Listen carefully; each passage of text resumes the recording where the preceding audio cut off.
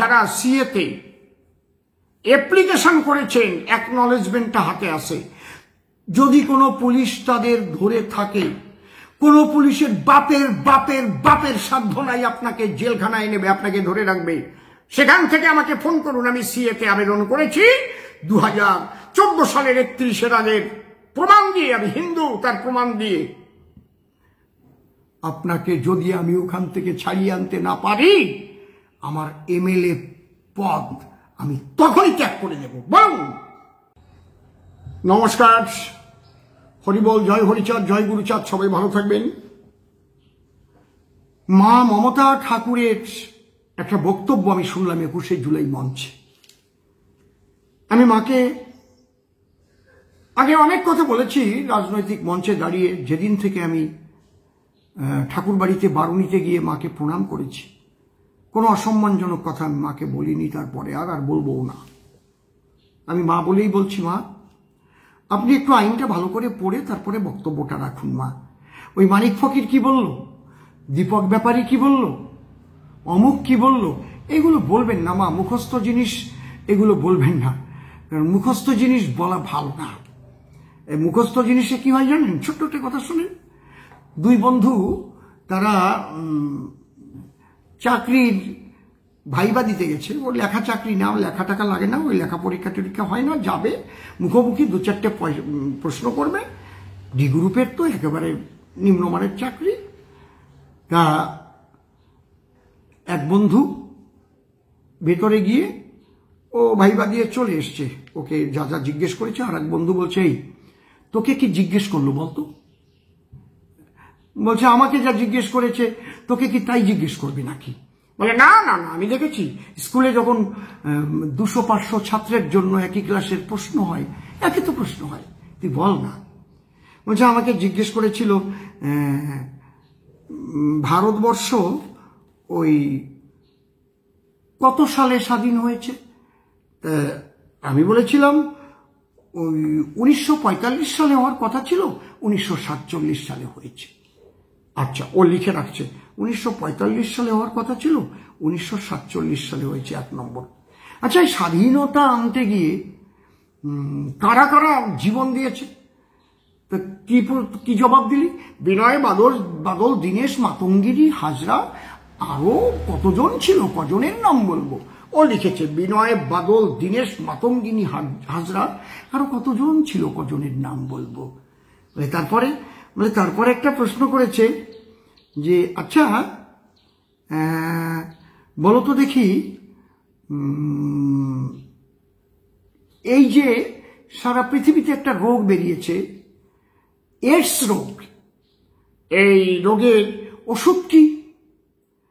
তখন আমি বলেছি, এখনো বলা যাচ্ছে না, গবেষণা চলছে। এখনো বলা যাচ্ছে না, গবেষণা চলছে। ঠিক আছে, ও লিখে নিয়ে ঢুকেছে। ওকে প্রথম জিজ্ঞেস করেছে যে, তোমার জন্ম কত সালে? ও প্রথম প্রশ্ন একদম কাগজ দেখে 1945 সালে হওয়ার কথা ছিল, 1947 সালে হয়েছে।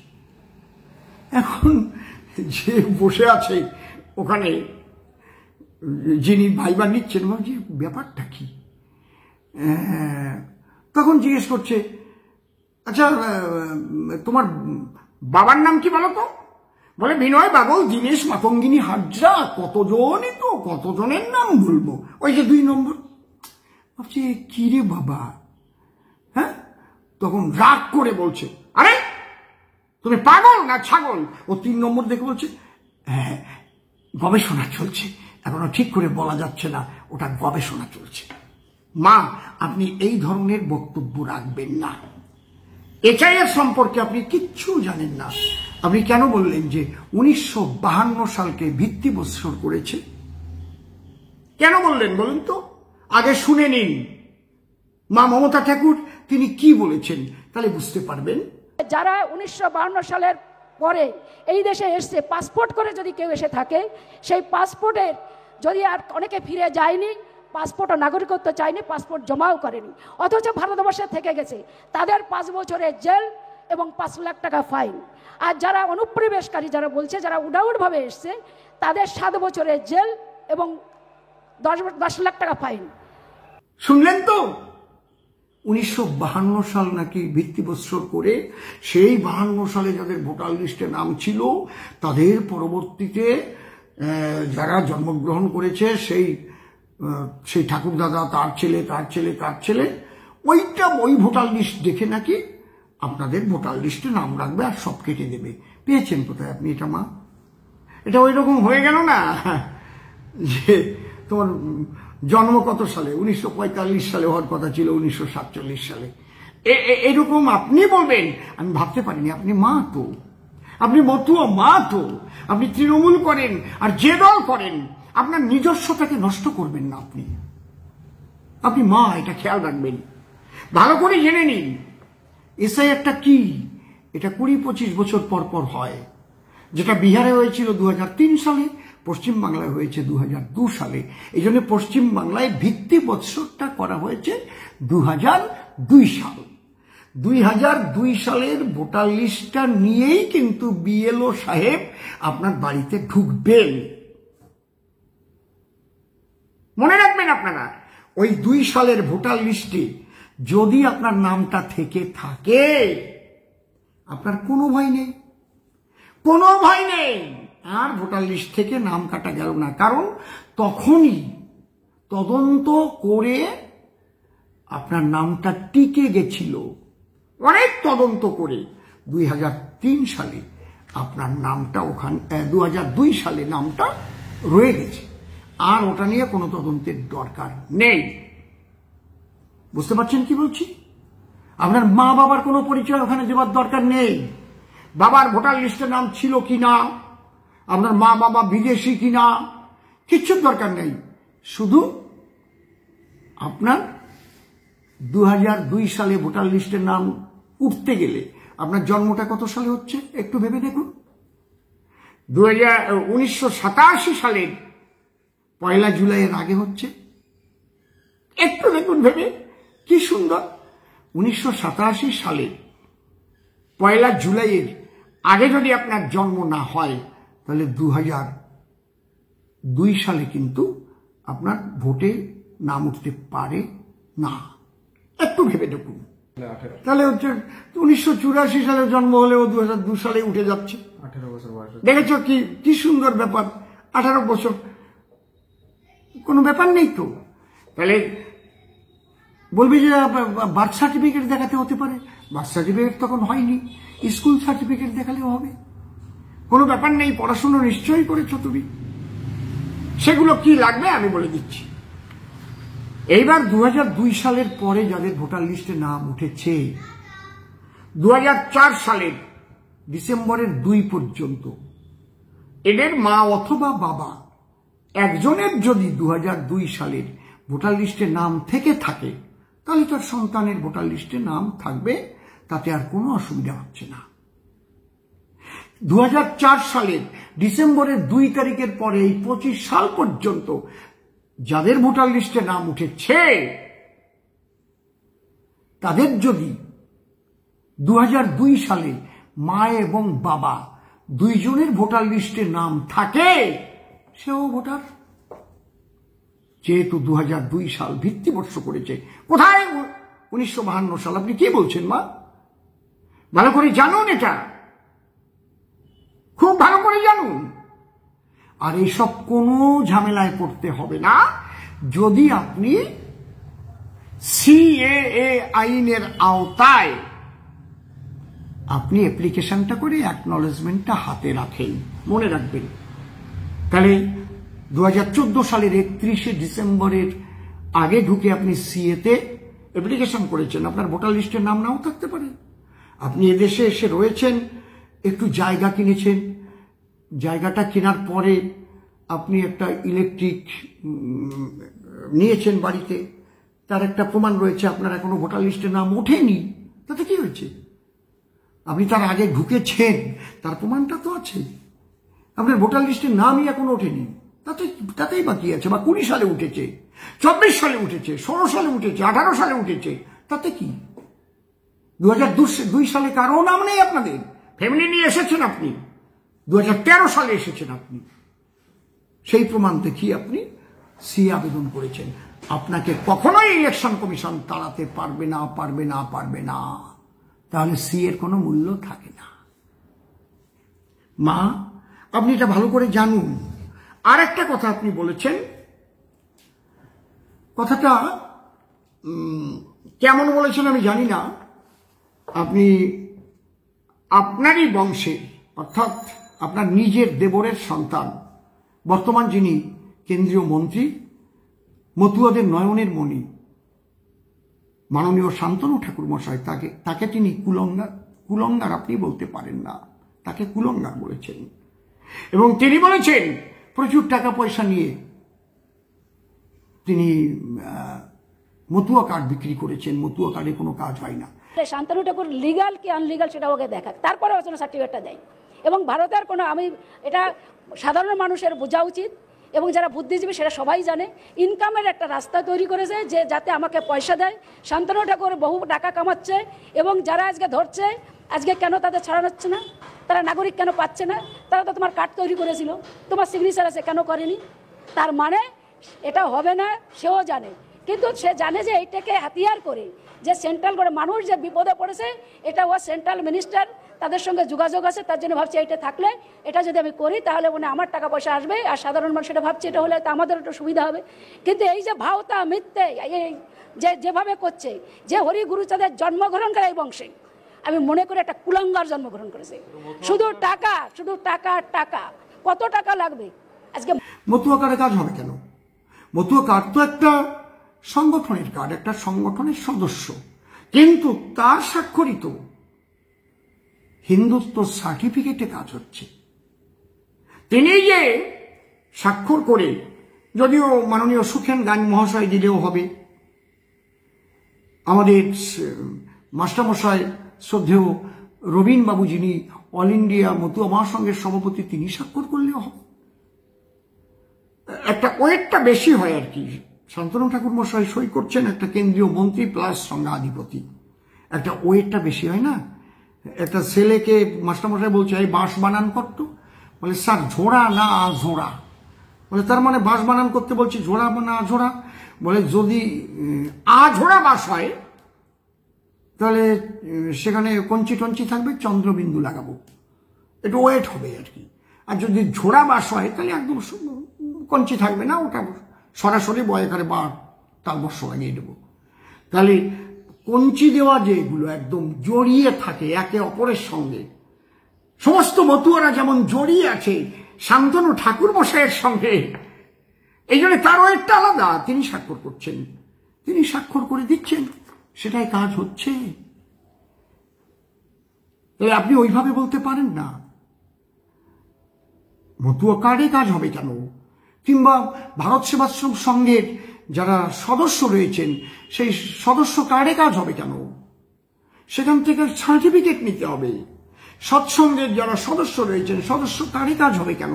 সার্টিফিকেট নিতে হবে, ওখান থেকে সার্টিফিকেট নিতে হবে, হিন্দু বলে একদম লিখে দেবে। এইটা ব্যাপার। আপনি এটা কি বলছেন আমি কিছু বুঝতে পারছি না। আপনি আরো যে কথাগুলো বলেছেন খুব অফেন্সিভ কথাবার্তা বলেছেন। মাননীয় মুখ্যমন্ত্রীর মন জয় করতে গিয়ে আপনি এগুলো কেন বলছেন? যে বাংলায় কথা বললেই বাঙালিদের, হাজার হাজার বাঙালিদের ধরছে, আপনি 100 বাঙালির নাম দেন তো, ধরেছে 100টা, হাজার হাজার দরকার নেই, 50টার নাম দেন।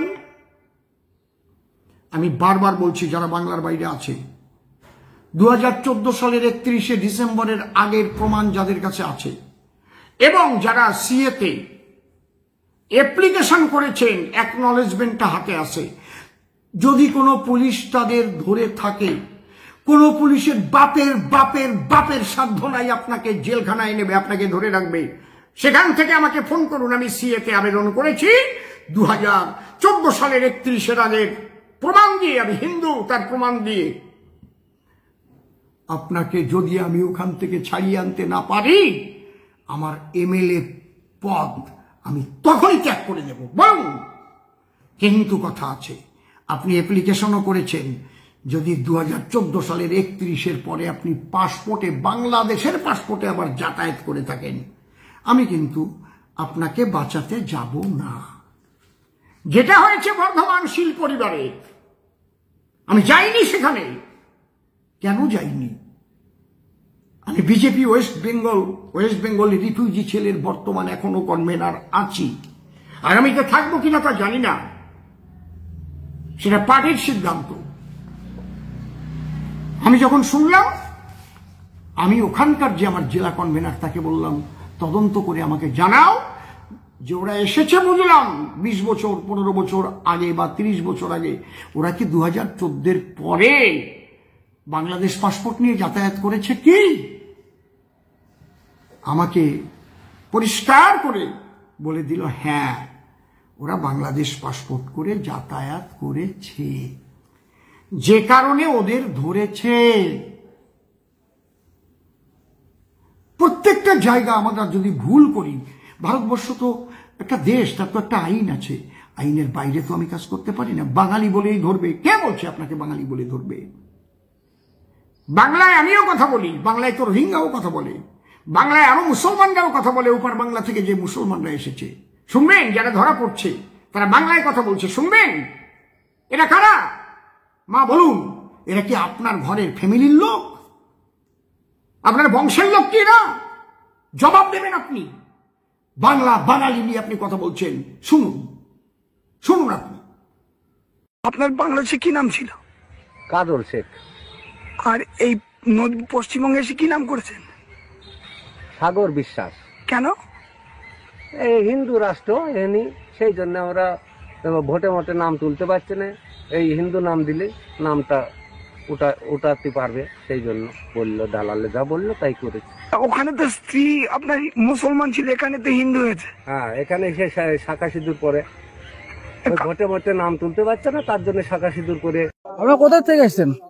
আমরা অনাথ থেকে আমাকে ছাড়িছে, হ্যাঁ, ছাড়ার পরে আমরা এখন বাংলাদেশে যাবো, আমাকে নামাই দিয়ে গেছে ওই জায়গায় বর্ডার ক্রস করে। আমরা চিনতে পারিনি, আমরা এই জায়গায় এসে দাঁড়িয়েছি, ছেলে পেলেরা আমাকে নাগল মাইছে, তাই আমরা এই জায়গায় এসে আপনারা কতজন আসছিলেন? আমরা আসছি 4000 লোক আইছি। মানে এই বর্ডার দিয়ে কতজন পার হয়েছে? এই বর্ডার দিয়ে আমরা এই 3 জন আসছি। আমরা সিঙ্গল মানুষ বলে এই বর্ডার দিয়ে আমাদের ছাড়িছে। আর এর আগে যে 8 জনকে ধরলো? এর আগে 8 জন, ওদের আমরা চিনি না। আপনারা 3 জন আলাদা? হ্যাঁ, আমরা এই 3 জন একই জায়গার, একই মানে নড়াইল জেলায়। মানে ওই যে সময় ওই জায়গায় আমাকে রাখছে না, এই জন্য আমরা এগের চিনি। নড়াইল জেলা বলতে বাংলাদেশে বাড়ি আপনাদের? হ্যাঁ, বাংলাদেশ। তাহলে ইন্ডিয়া থেকে যে আসলেন? আমরা ইন্ডিয়ায় থাকি, ওখান থেকে ধরা পড়া আছে সব বাংলাদেশি, এর জন্য এই জায়গা পাঠিয়ে দিয়েছে, আমরা এই জায়গা চলে আসছি। গত রাতে ভারত থেকে আমাদের বাংলাদেশে কিছু নাগরিককে পুশিং করেছে। শুনলেন তো? এরাও তো বাঙালি, এরাও তো বাঙালি। এরা খুব বেশি দিন ওপার বাংলা থেকে আসেনি। এই মুসলমানরা, এই রোহিঙ্গারা অনুপ্রবেশকারী, অবৈধভাবে এসেছে। আর এরাই কিন্তু ভারতবর্ষকে ধ্বংস করবার জন্য বিভিন্ন রকমের যে সংগঠন, জেহাদি সংগঠন, তাদের খাতায় নাম লেখাচ্ছে এরা। মনে রাখবেন, এরা ভীষণ খতরনাক। বলছে আমরা কাজ করছি, কাজ করতে বোম্বে এসেছি, কাজ করতে মহারাষ্ট্রে এসেছি, কাজ করতে উত্তরপ্রদেশ এসেছি। কই, কেন ধরা পড়ছে এরা? এর পিছনে কারণ নেই। দেশটাকে বাঁচাবার চেষ্টা করছে বিজেপি সরকার, আর আপনারা দেশটাকে আবার আবার ইসলাম কান্ট্রি করতে চাইছেন। এই জন্য আমি আপনাদের কাছে করজোড়ে বলছি, মানুষকে এইভাবে ধোঁকা দেবেন না। বাঙালিদের উপর কোনো অত্যাচার হচ্ছে না, বাংলা ভাষায় কথা বলে বলেই। বাংলা ভাষায় হিন্দুরাও কথা বলে, হিন্দু বাঙালি, বাংলা ভাষায় মুসলিম বাঙালিরাও কথা বলে। এই জন্য যেমন হিন্দি ভাষায় মুসলিমরাও কথা বলে, হিন্দুস্তানি মুসলিম রয়েছে, হিন্দুস্তানি হিন্দু রয়েছে। আপনাকে যদি বাংলা ভাষায় কথা বলেন, আপনাকে সন্দেহ করতে পারে যে মুসলমান হতে পারে। আপনি আপনার সিএতে অ্যাপ্লাই করে অ্যাকনলেজমেন্টটা দেখিয়ে দিন, যদি ধরে আমি আছি, ফোন করবেন। অল ইন্ডিয়া মতুয়া মহাসংঘ আছে, ঠাকুর মশাই আছে, নিখিল ভারত বাঙালি উদ্বাস্তু সমন্বয় সমিতি আছে আপনার পাশে, রয়েছে সারা ভারত হিন্দু বাঙালি সংগঠন, সবাই রয়েছে। আমরা ঝাঁপিয়ে পড়ব, দেখি কোন প্রভিন্সের পুলিশ বাঙালি বলে আপনাকে ধরে রাখে। নমস্কার, সবাই ভালো থাকবেন। আর যাওয়ার আগে শ্রদ্ধেয় মুকুলদাকে বলছি, দাদা ওইভাবে বলবেন না। আর শেষবারের মতো বলছি, আপনাদের এসআইআরে কি কি প্রমাণ চাইবে একটু জেনে নিন আপনারা। Any identity card, ID card যাকে বলে, কি কি pension payment orders issued to regular employee pensioner of any central government, state government, PSU, অর্থাৎ কিনা যারা চাকরি বাকরি করেন বা চাকরি থেকে রিটায়ার করেছেন, পেনশন পান, তাদের যে কাগজটা আছে সেই কাগজ থাকলেই হয়ে গেল ওটা। Any identity card, certificate, document issued in India by government, local authorities, bank, post office, LIC, PSUs, ওই স্লিপ টিলিপ যেগুলো, এগুলো থাকলেই আপনার হয়ে যাচ্ছে। 1987 সালের 1 জুলাইয়ের আগের ব্যাপারটা যেটা বললাম। বার্থ সার্টিফিকেট যদি থাকে দেখাতে পারেন, পাসপোর্ট যদি থাকে হয়ে যাবে, ওটা দেখালেও হবে, international passport. Matriculation educational certificate issued by recognised boards, universities, আপনার এডুকেশনাল সার্টিফিকেট থাকলে ওটা দেখালেও হবে। Permanent resident certificate issued by competent state authority, আবার forest right certificate, OBC, SC, ST or any caste certificate issued by the authority, এটাতেও হবে, caste certificate থাকলে আপনার হয়ে যাচ্ছে। ন্যাশনাল রেজিস্টার অফ সিটিজেন, যদি আপনি সিটিজেনশিপ আপনার থেকে থাকে, ন্যাশনাল জাতীয় যেটা সিটিজেনশিপ কার্ড। ফ্যামিলি রেজিস্টার্ড, এটা ভালো করে শুনুন, ফ্যামিলি রেজিস্টার্ড এখানে লিখেছে প্রিপার্ড বাই স্টেট লোকাল অথরিটিস। এখানে লোকাল অথরিটি দ্বারা যদি আপনার ফ্যামিলি কোনো রকম কোনো রেজিস্ট্রি আপনি করে থাকেন, সেইটা যদি আপনার কাছে প্রমাণ থাকে, সেটার দ্বারাও কাজ হবে। Any land house allotment certificate by government, যেমন পাট্টা, আপনি জমি পেয়েছেন, ওটাই কাজ হবে। এগুলো কাজ হবে, আপনারা এগুলো জোগাড় করে রাখেন, কোনো চিন্তা করবেন না। আর এদের কথা শুনবেন না, এদের হাতে আর কিছু নেই, এদের ভয় হয়ে গেছে যে হয়তো 1 কোটি কাছাকাছি যারা অবৈধ ভোটার, তাদের হয়তো খুঁজেই পাবে না। ভোটার লিস্টে নাম আছে যাদের, তারা ভোটের সময় এসে ভোট দিয়ে যায়, এরকম কয়েক লক্ষ তো আছে বাংলাদেশি ভোটার। আমি জানি, একদম আমি জানি বলছি, আপনিও জানতে পারবেন। ভোটের আগে দেখবেন ঠিক 6-7 দিন আগের থেকে বাংলাদেশ থেকে মুসলমানদের আসার একটা হিড়িক পড়ে, বিশালভাবে ওরে চাপ, 1.5 মাইল 2 মাইল পর্যন্ত লাইন পড়ে ভোর 4টের থেকে। ওই লাইন যতক্ষণ থাকবে ততক্ষণ কিন্তু বর্ডার খোলা রাখতে হয়, বর্ডার বন্ধ করা যায় না। লক্ষ লক্ষ আসে, ওদের সব এখানে ভোটের কার্ড করা আছে। মেটিয়া বুরুজ থেকে আরম্ভ করে পার্ক সার্কাস থেকে আরম্ভ করে ওই যে কবরস্থান থেকে আরম্ভ করে একদম দক্ষিণ 24 পরগনা থেকে আরম্ভ করে বারুইপুর থেকে আরম্ভ করে ওদিকে মুর্শিদাবাদ মালদা থেকে আরম্ভ করে সমস্ত ওখানে জমা থাকে। ওরা এসে এসে ভোট দিয়ে যায়। যেমন বিহারে ভোটের কার্ড আছে, লোক নেই সেখানে, সে ঠিকানায় কোনো লোক পাওয়া যাচ্ছে না, ভোটার পাওয়া যাচ্ছে না। পশ্চিমবাংলায় তাই হবে, প্রায় 1 কোটি ধরে যাবে। মনে রাখবেন, ভোটার লিস্টে নাম আছে, কিন্তু যে ঠিকানা দেওয়া আছে সেই ঠিকানা গিয়ে মানুষ পাওয়া যাবে না। আরে যখন এটা আরম্ভ হবে, রোহিঙ্গারা তো পালাতে আরম্ভ করবে। ওর কি বাপের নাম 2002 সালে আছে নাকি মায়ের নাম? রোহিঙ্গা তো 2014 সালের পরের থেকে ঢুকেছে। 2014 সালের পরের থেকে রোহিঙ্গা ঢুকেছে রে বাবা। এই জন্যে নবান্নে শোকের ছায়া নেমে এসেছে।